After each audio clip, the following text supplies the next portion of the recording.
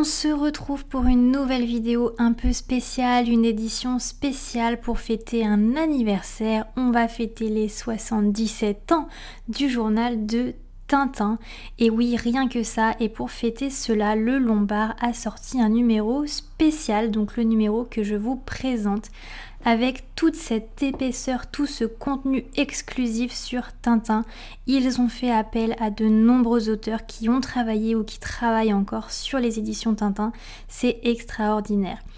Vous pouvez retrouver ce numéro au prix de 29,99 € et si je ne me trompe pas, en novembre, il va sortir une édition cartonnée avec une jaquette bleue qui, elle, par contre, sera à 39,99 €.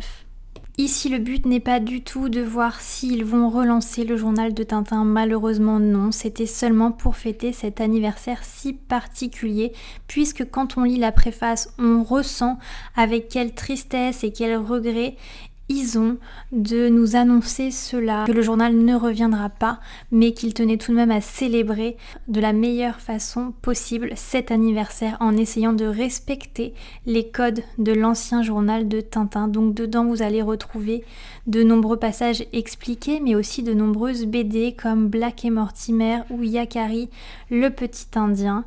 Et ça fait extrêmement plaisir. Les images sont magnifiques, les couleurs sont magnifiques, le papier est d'une qualité extraordinaire. Ce journal est vraiment à avoir pour tout collectionneur.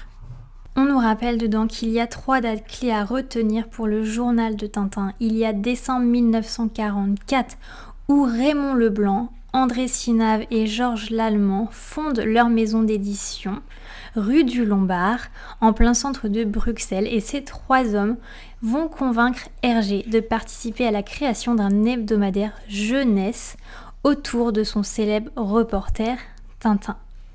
On a aussi septembre 1946 où les 3 éditeurs font accepter à Hergé de devenir directeur artistique du journal de Tintin.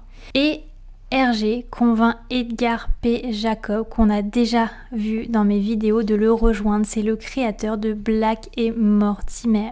Et en juin 1948, le journal se porte plus que bien, le public est au rendez-vous et le journal devient officiellement le journal des jeunes de 7 à 77 ans, comme c'est marqué là sur cette édition anniversaire en couverture.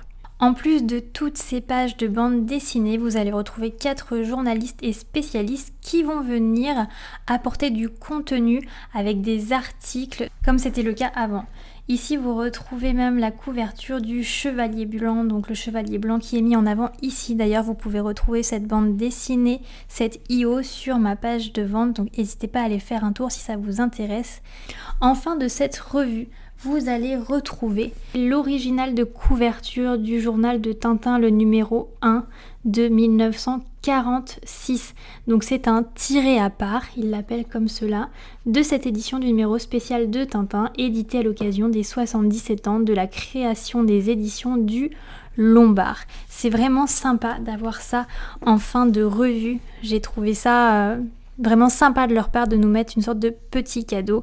Et vous retrouvez les pages juste avant, toutes les petites pastilles de tous les héros qu'on peut retrouver dans cette revue spéciale anniversaire des 77 ans. Voilà mes chers collectionneurs, j'espère que cette vidéo vous aura fait plaisir. N'hésitez pas à mettre un petit like si vous avez apprécié et dites-moi en commentaire si vous l'avez déjà acheté ou si vous attendez la version cartonnée qui, je pense, va être trop belle mais qui sera à 40 €.